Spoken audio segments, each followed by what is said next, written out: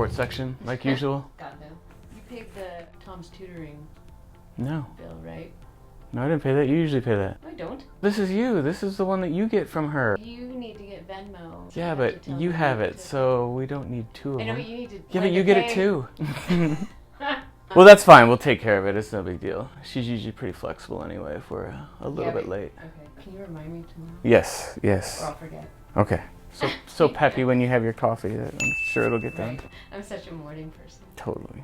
When you think about when they're getting married, that's great. When you have kids, I think the biggest peace of mind is making sure that you have a trust or a will, an estate plan or POA on health care or finances in case, what if you're in a vegetable state and you need your wife or your husband to be able to direct health care to take care of you. It's not super cheap, but it keeps everything private, so you don't have to go through probate and court and have to deal with that on top of, say, if your loved one passed away. Like, I can't imagine the stress. But that gives peace of mind, and same with insurance. Yeah.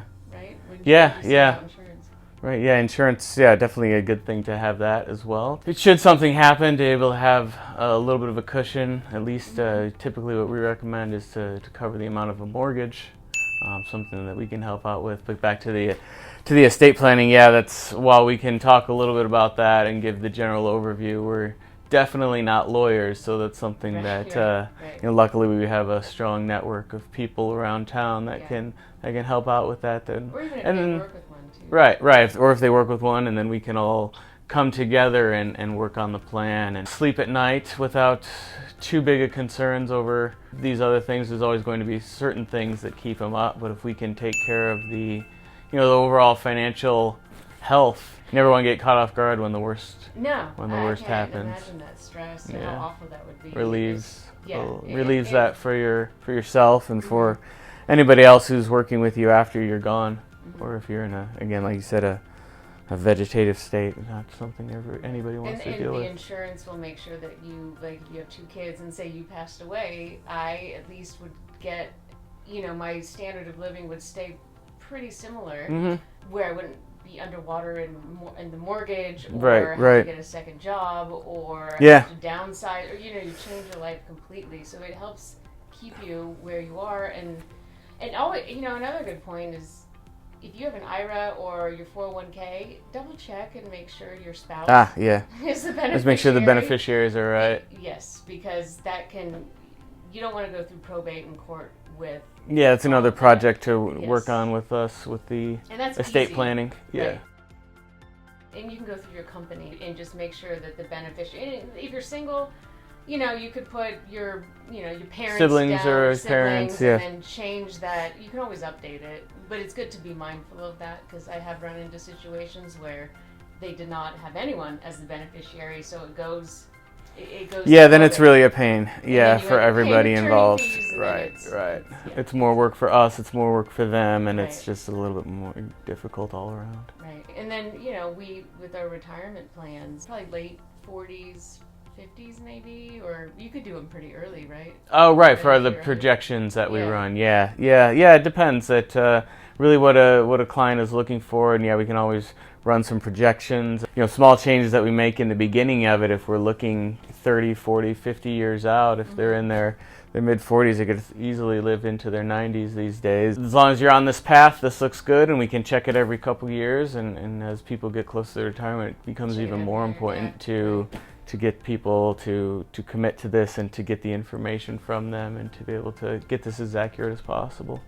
It's good for spotting, like, not holes, but what's missing. Or information we're missing.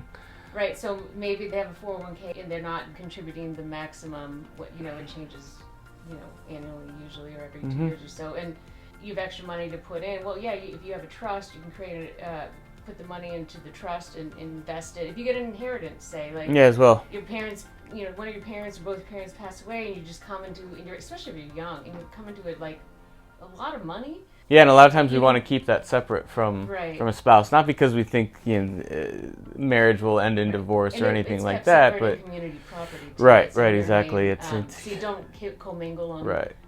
You never know. You never know what can happen. We hope that people.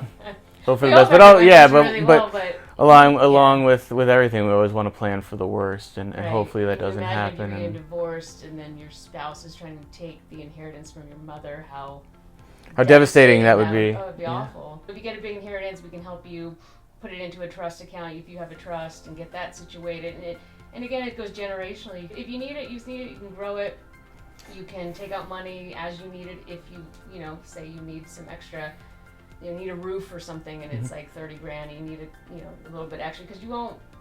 Again, it's after tax, as opposed to taking it from your retirement. But then if you have extra money, you can also give from your 401k up to $6,000 for your IRA or Roth IRA too. And we're good at noticing when things make people uneasy, especially last year, calling clients. I'd say most of them were understood to keep their money where it was, even though the stock market was down, 30% last year in March.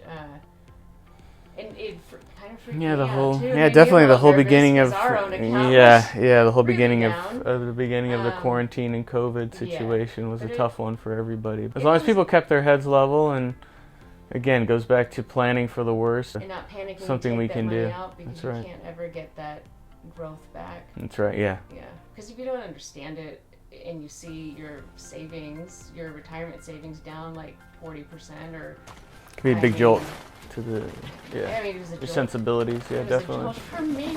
I was like, oh my gosh, it's way down. But wait, and then I just had to step back and say, oh, okay, it's a cycle, and it's the business cycle, and it's how the economy is, but we stuck through it, and it all came back, and it's doing a little better now. But you always have these changes. Yeah, always ups and downs. It's all about your mindset, not without risk, and understanding that these are cycles.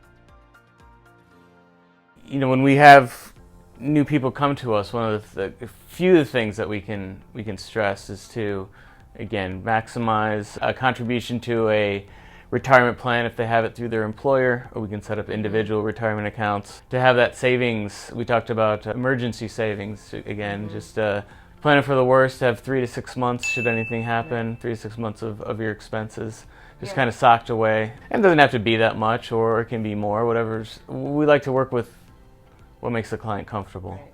Yeah, I mean, I remember last summer, 2 summers ago, our air conditioning in the car broke. And that was like a nice $3,200 bill. Bill that was like, whoa, so you will get these things. Or, you had a root canal. I did have a root canal, and so that was come out a little bit more expensive than I would have build hoped. Your savings, and then work on a plan if you have debt to pay off the debt with the highest interest rate first is always a good idea. Right. Create a plan as much as budgeting is like, but not that it. I hear budget, I want to run the other way. Right. I think a lot of people are like, oh. Yeah, it's difficult, but it is worth doing for sure. Or even just tracking your behaviors. Like, look at your spending. Use mint.com, it's free. And just kind of track the trends of your spending and see what areas the money goes towards. And you'll start to recognize your own patterns, and maybe you can cancel out a couple things that you maybe forgot you had a subscription to, and again, it's every little bit, $13 here, $20 here, $50 here, it's pretty soon it adds up to real money. It does add up to real money.